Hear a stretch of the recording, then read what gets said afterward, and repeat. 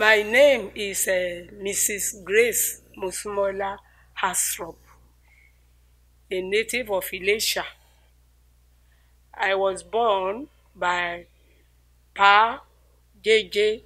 Fafowora Oshue in 1934, 10th of June 1934. And I came from a polygamous home. I knew about 7 wives of my father.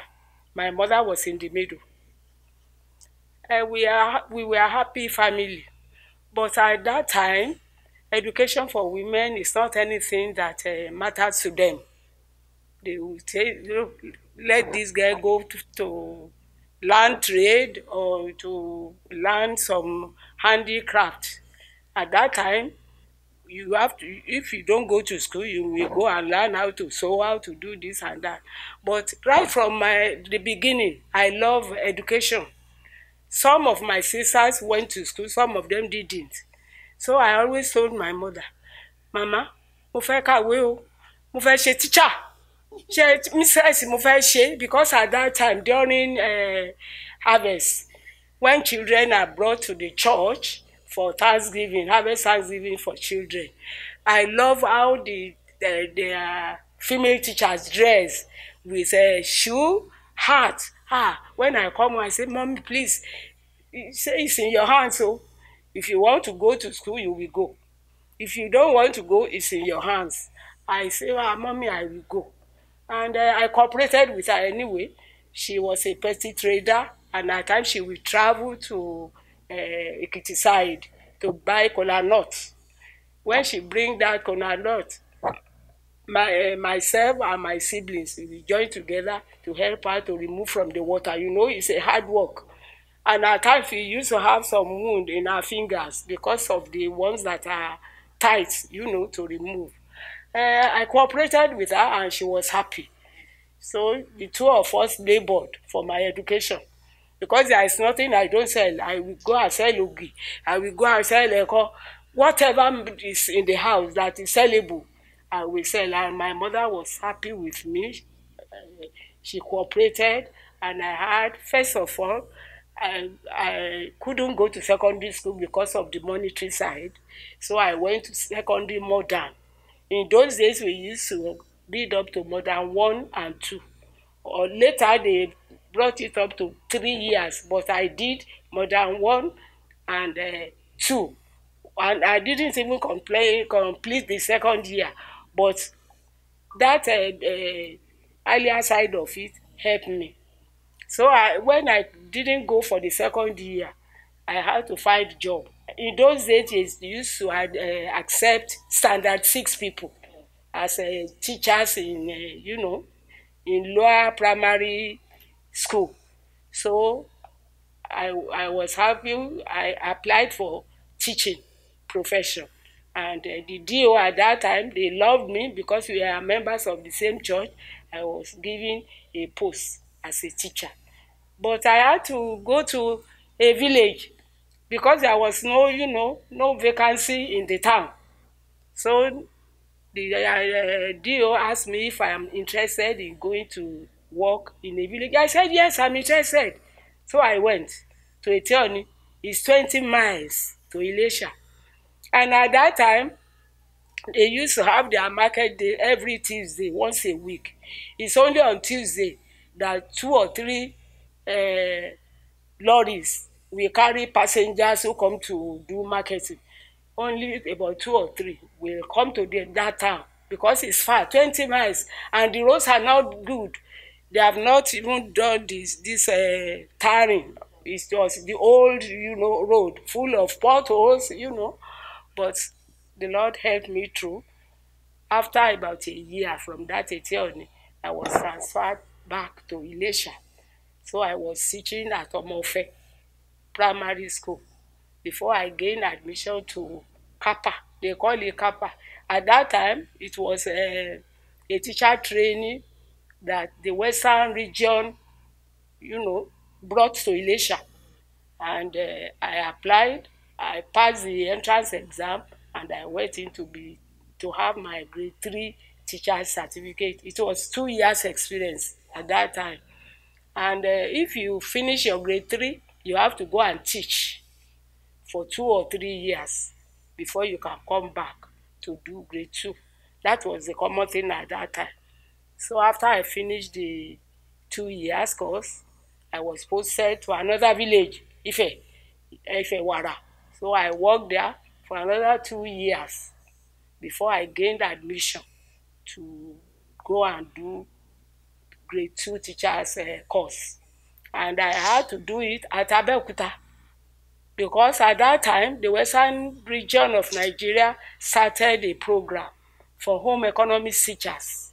And I had interest in home economics because when we were in the girls' school, people from UMC Ibadan will come and do practice with us, and I developed interest in home economics. So this is the reason why I have to say, okay, I will go to Abeokuta. So I went to Abeokuta to do another 2 years training. So I became a grade 2 home economics teacher, and I was teaching, but along the line, I met a man whom I loved and who loved me. That's my husband. So at that time, we have to.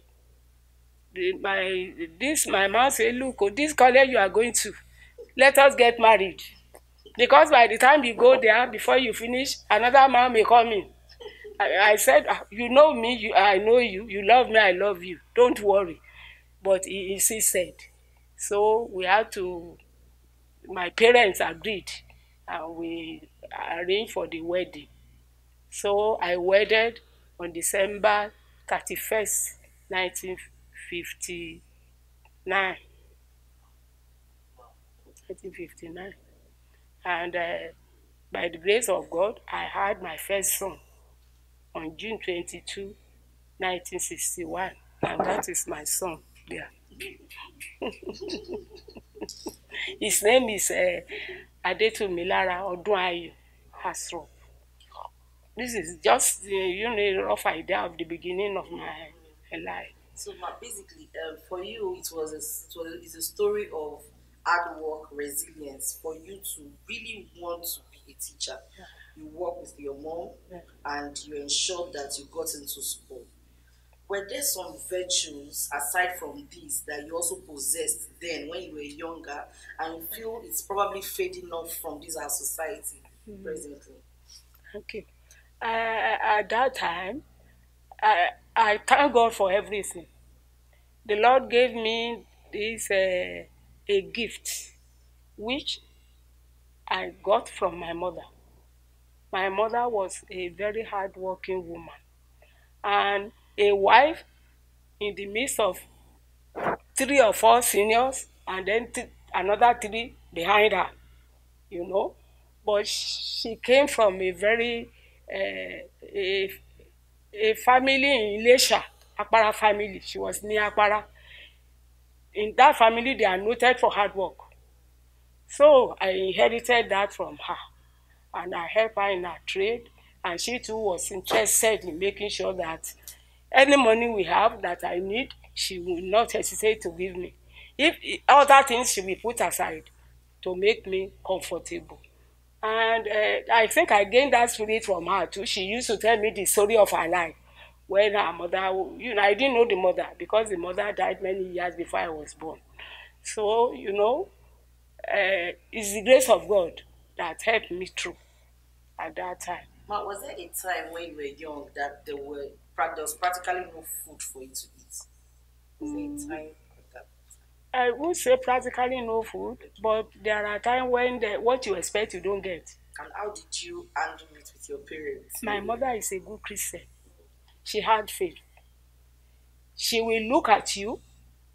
If I'm looking, she's a very good disciplinarian. If she looks at you like this, you know what she means, and you have to follow her. At times, when we are cooking and you misbehave, after the food, you have served everybody and the others are eating, she may say, "You won't eat your own now. I want to discipline you."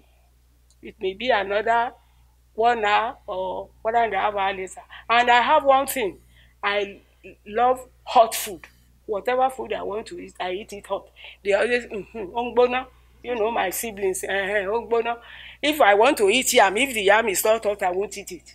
If And my mother knows my problem. Anytime we are cooking, she will say, okay, oh, you know you are the one who will pack up everything. Because my brother, he liked the football. He will run out. When the yam is almost cooked, he will run out. And we will wait for him to come and help me because in Elisha we used to have 2 or 3 pieces to pound yam, not one. This one we do here in Lagos say that it's so a big butter, and you cook yam for as many as 6 people. So if you want them to really be full, you need to cook a lot of, and one person cannot just finish the pounding. So my brother is my sister has married, she's gone away from the family.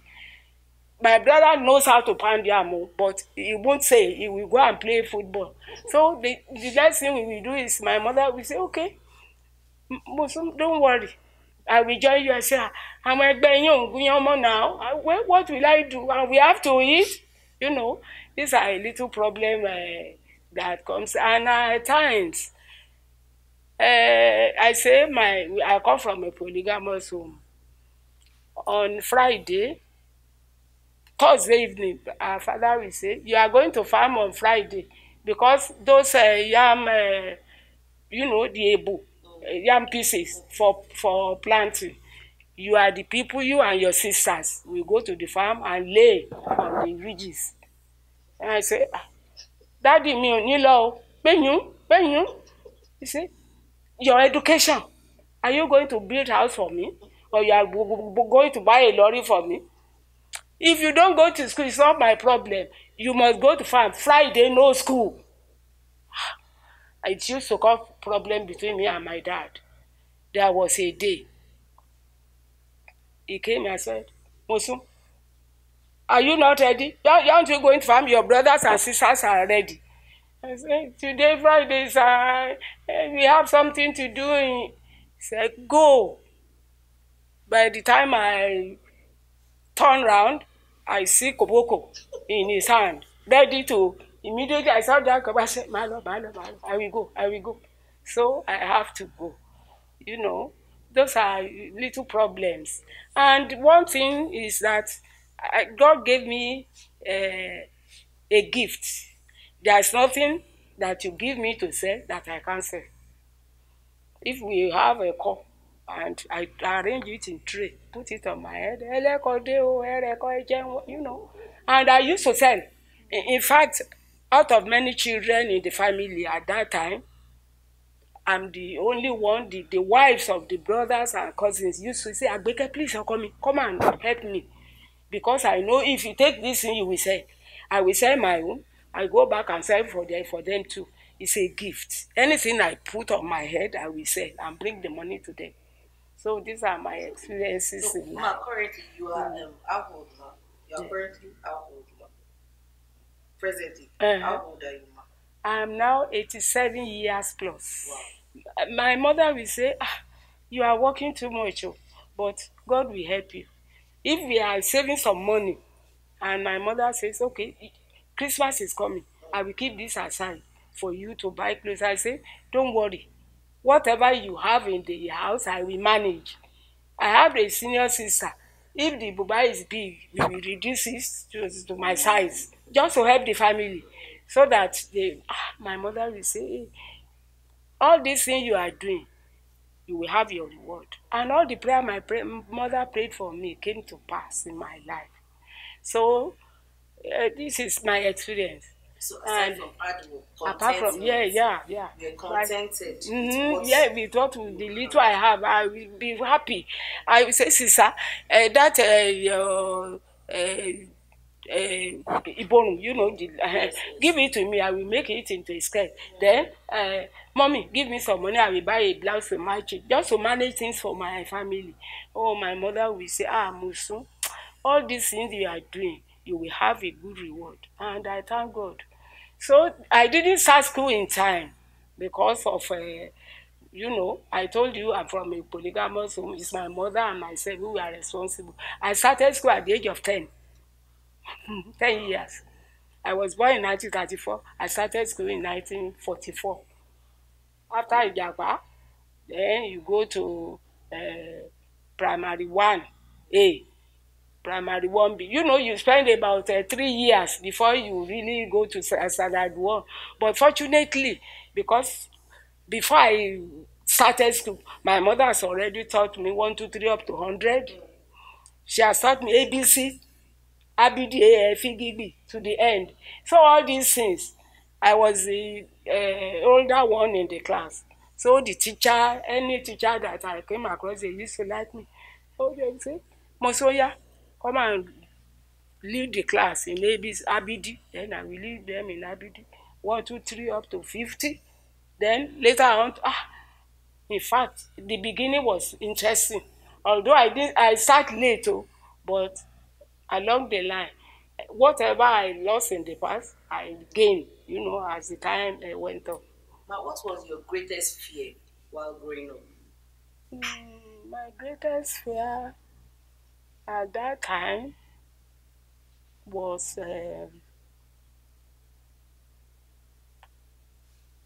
this my education, because I was, you know, consumed with the idea of having good education.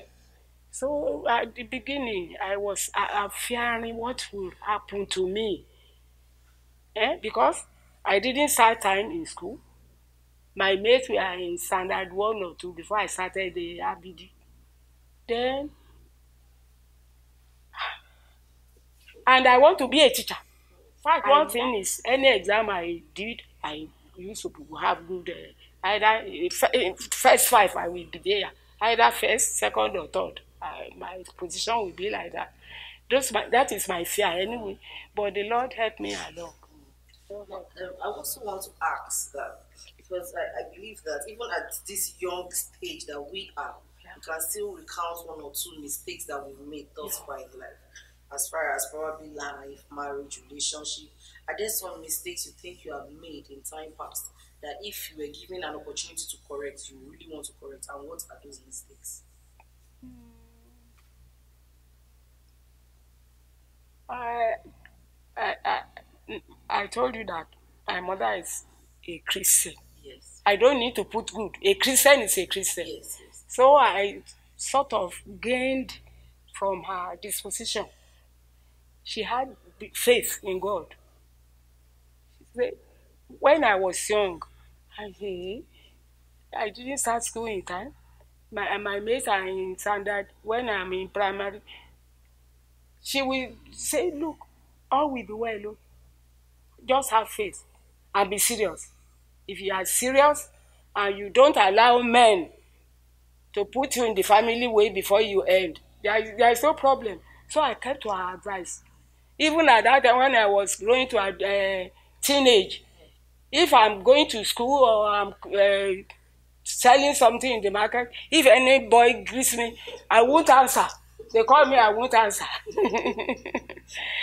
To the extent when I, you know, came to that age of, I can relax now, because my mother said, if you are throwing everybody away, and it's one of, there is a proverb in Ilesha and among Yoruba, wọ́n ní ọ̀kan lé orúgba lọ́kọ ọmọge, ìkan ó lé orí ẹ̀ ló máa fẹ́.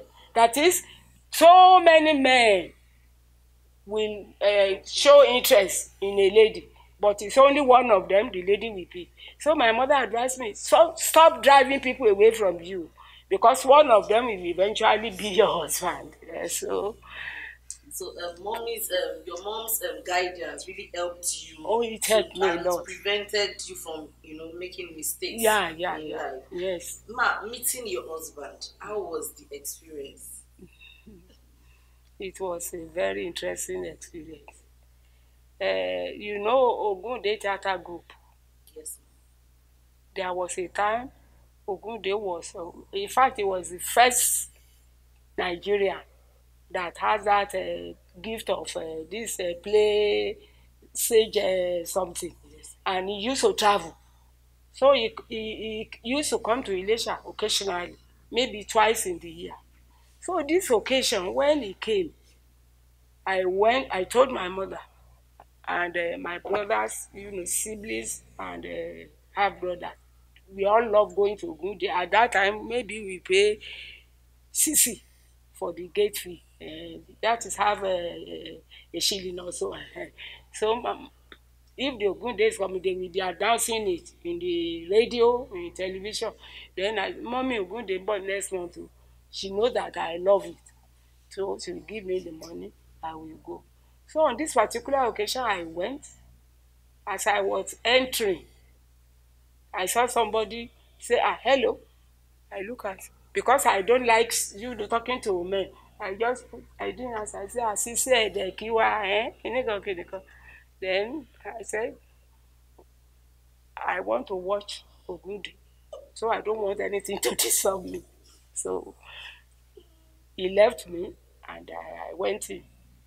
After the Ogundi show, I came back home. But I had two cousins. They are late now. I call the first one brother Folonsho, the other one brother Dele. They are my first cousins. In fact, my father is the immediate junior brother to their father. So they are working in the council office at Ilesha. And I said, this, I've been looking for work. Oh.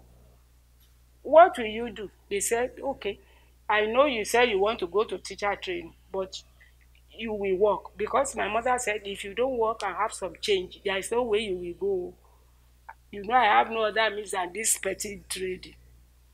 So I have to be going to this, my brother's cousins, working in the council office. So my brother, but no money. They said, okay, they will help me. So they too were, on the lookout. They are in the council, Lagos, Ilesha local government council. They were working there. So at that time, the council had in mind to help people who want to further their education. So, and I wanted to go to the teacher training. So my brother, the cousins, as I said, they collected my name and everything about me. So when they had meeting, and the higher authority, told them that they want to sponsor people for further education. If anybody has any, maybe you have if you have somebody to present.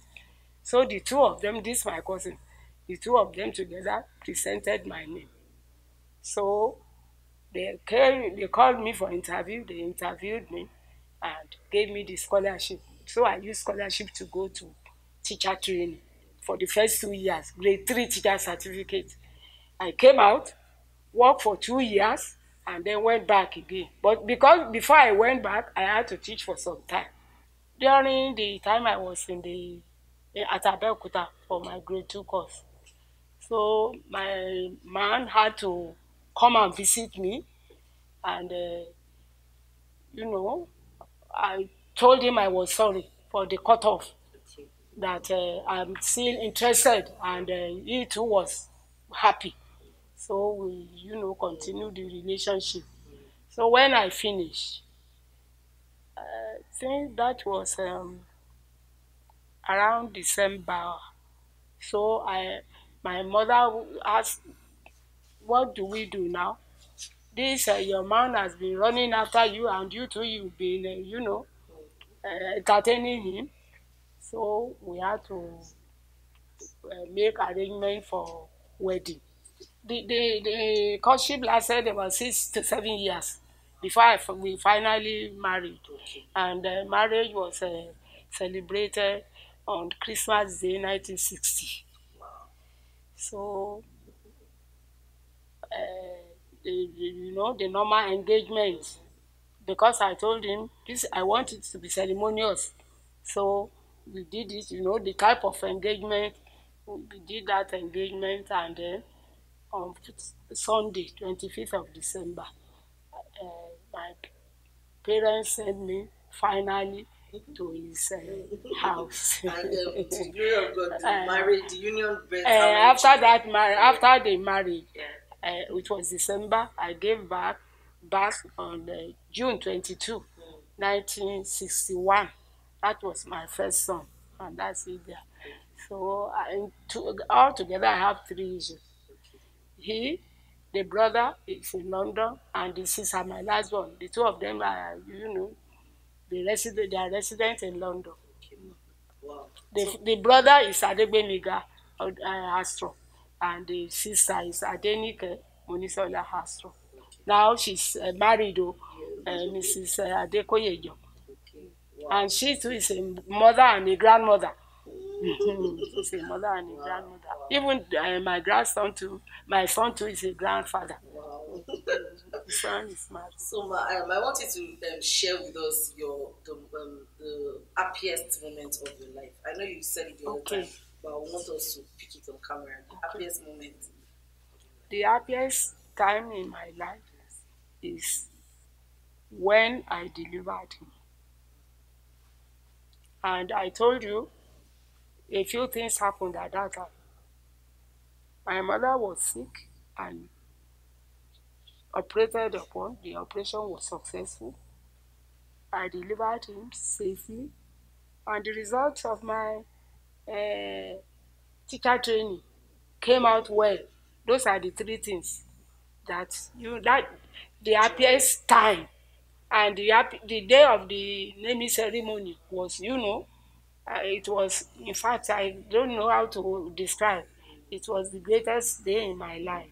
Because each time I say, Mama is at home, this is my, then I pass my exam, those are the happiest period in my life. So for every happiest moment, there's always a reverse. Yeah. Do you think there is a time that is actually a time that you don't always want to share, like the saddest moment of your life? When you enjoy good things, there may be another negative thing one of the things that happened to me was when I had a motor accident at this market in Lagos.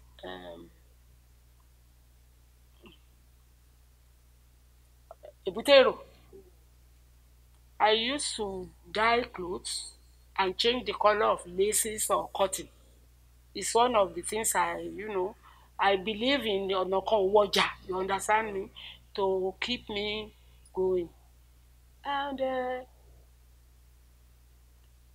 lorry, the man, I think maybe he didn't know how to drive, lost control and pushed me into a gutter at Octogenarian market. In fact, people thought I have died. But the spirit in me just make me to be. I was doing like this. And some people say, Egbe. I was under the lorry. So they wanted, but to lift up a lorry, it was the front part, where those two tires, there is a big iron my head. If that iron had slipped, it would have crushed his head. But by the grace of God, the power of God stopped it there. My head was very close to that part of the lorry. And people in the market had to draw me like this on the ground. So the dress I was wearing, was torn into shreds, and there were lacerations on my back, full of blood. Though they put me into the car. In fact, in Nigeria, when there is a problem, there are many people who will help. So somebody just called one car, and they carried me to Igbobi. But do you know, with all the laceration, not a bone was broken. It was the flesh. And at that time, if you look at my back, it was like this, with with the lacerations and so on. And I was on it for a couple of weeks. And it was at that time I know that there is what they call Panadol injection. I know of a Panadol tablet, But at a stage, I had a sister, a cousin, working at Bobi Hospital. She went to the doctor and said, please help me to give my cousin Panadol injection. So they gave me Panadol injection, and they said I should be applying jelly, petroleum jelly, Vaseline. So I had to buy a big cup of Vaseline. So they were, my sister will just dip her hand on it like this and put it there for weeks. And after a few weeks, everything healed up and I became normal. This was about how many years ago? It's a long time. I'm at lost to be almost 30 years now. It's a long time. It's a long time. The saddest experience in my life.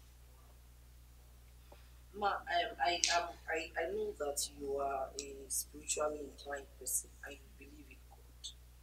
Are there some virtues that you feel that young persons now, because recently we know a lot of young people are into fraudulent acts, and causing a lot of families and people to, cry and all of that. Are there some Christian virtues you wish and you really want young people these days to have? Before I answer that, what I've been telling you, I have not mentioned how, my relationship with my God. I told you I come from a Christian home. My mother is a Christian. And by the grace of God, I have some of her virtues in me. I believe that there is nothing that is impossible for God to do. So I became born again in 1981 at Baba, this CAC man, Baba Otikusi, Obadari, in one of his crusades at Surulere there. They call the place, yeah, this man. Hey, I forgot the name of the anyway. At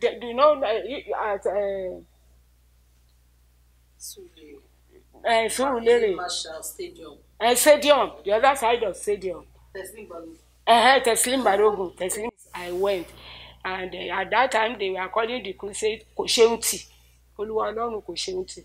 So from there now, my Christianity improved because of the way they taught us.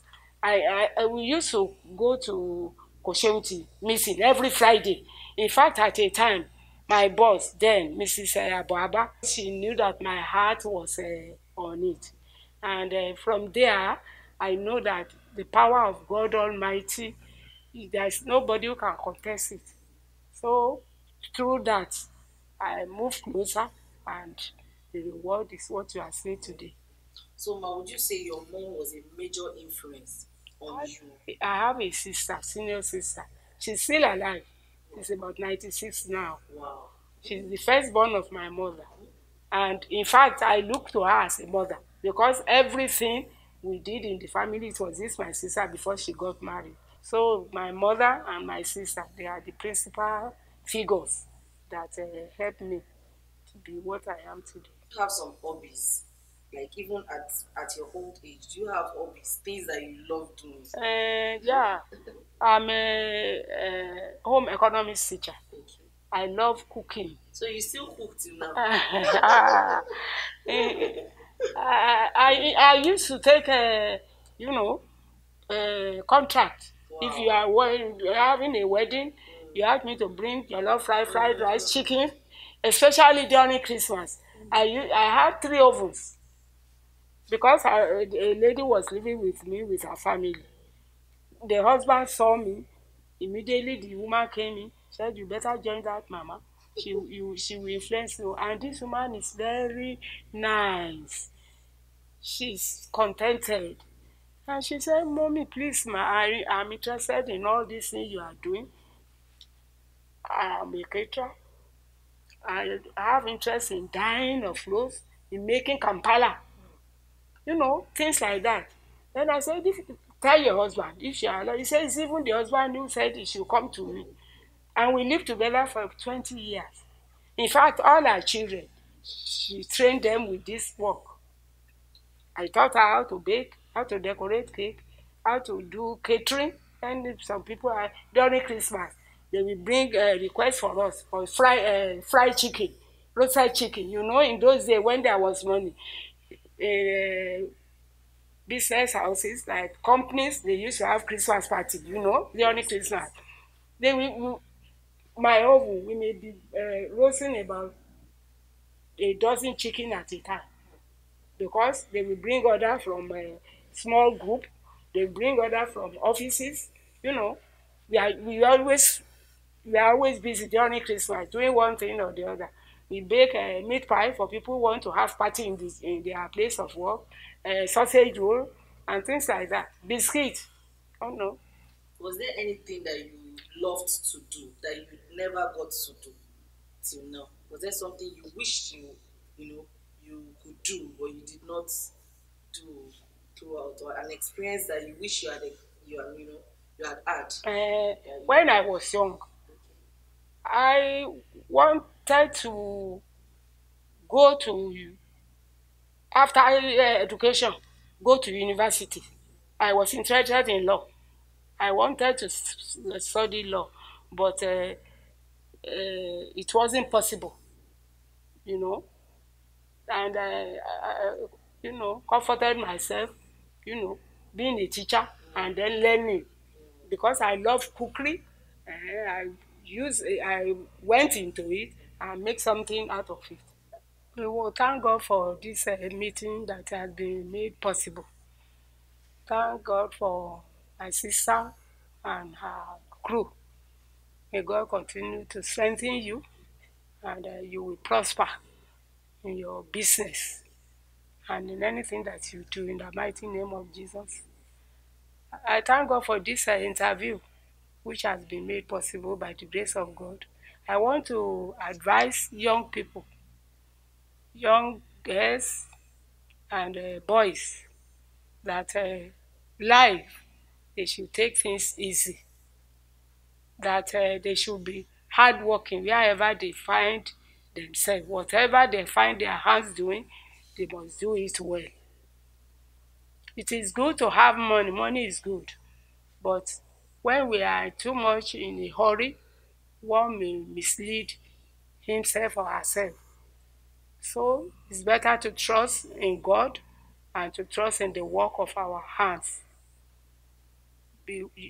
People must be hardworking, people must have faith in God, and people must do what they feel they can do, not focusing on other people, because the gift God has given unto you is different from the gift that other people have. Focus on your own gift, and by the grace of God, you will get things done.